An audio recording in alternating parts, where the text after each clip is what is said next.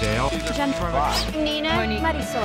Chris. Shane. Donna. Rena Ray. Christy. Mike Balboa. Cornetka. Studio City. Eagle Rock. Silver Lake. Mount Washington. Nova Park. What do you tell? Sherman Oaks. Hollywood. San Pedro. I'm joined by the great Chris Carter, who you all will know and recognize from the Breakfast with the Beatles, a program that celebrated its 25th anniversary, giving the opportunity to come in touch with the great music of the Beatles. I am Chris Carter, and I host America's longest-running Beatles show, Breakfast with the Beatles, here locally in Los Angeles on 95.5 KLOS. Well, Breakfast with the Beatles is a show that started out here in Los Angeles in 1983 by Deirdre O'Donoghue, who hosted the show from 1983 to 2001, when she unfortunately passed away. We play the music of John Lennon, Paul McCartney, George Harrison, Ringo Starr, aka the Beatles. And of course we play their solo stuff as well.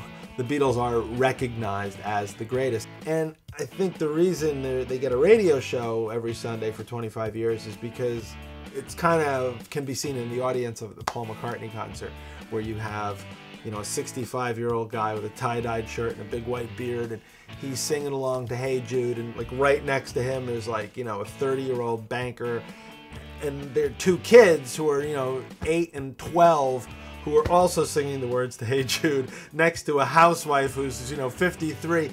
And you can't see that anywhere. We've had Paul on a couple of times, Ringo's been on. We have contests every week.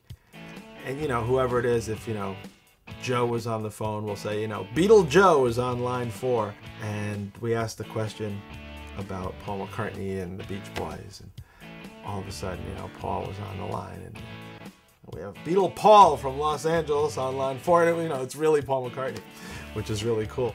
I came to Los Angeles with my band, Dramarama. We all were from northern New Jersey. And we had a record played on K-Rock out here by a guy named Rodney Bingenheimer, playing it so often it got added to the actual station's playlist, and we became the most requested song on K-Rock.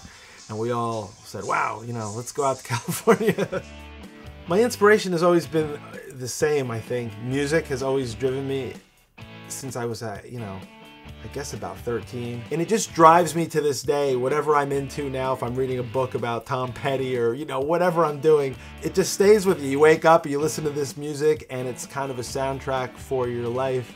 I get so many emails and letters, and they say, you know, Chris, what you do on Sunday mornings, you know, it's our church. And they're serious. It's not just like, oh, we like the Beatles, yeah. I mean, they're really seriously being straightforward and honest with you that this music unites their family for whatever reason. It's a part of their lives that they don't miss every week. I would say LA is the city of opportunity. It seems to me a lot easier if you have a vision, you have an idea, to get things done around here. I'm a kid from North Jersey. I made a movie because I had an idea to make a movie. So when you come out here, especially for someone, you know, like myself, who came from, you know, the East Coast, Northern Jersey, cold winters, rough, little rougher on you.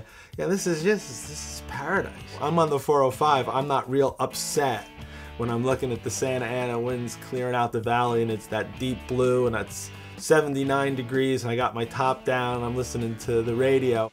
The two biggest challenges I think Los Angeles has to face is, you know, gangs and traffic. For the gangs, an hour and a half of Beatle music.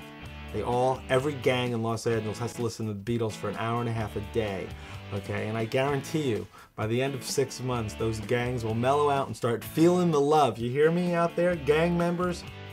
Well, the face of Los Angeles, I think, to the world is, I think, you know, a very superficial, you know, showbiz-driven, granola-eating, mellow, you know, La La Land. And then the reality of it, when I got here, a lot of, you know, suburban living and a lot of families, and I think a lot more normal than it's perceived to the rest of the world. My name is Chris Carter, and I'm a smiling face of LA.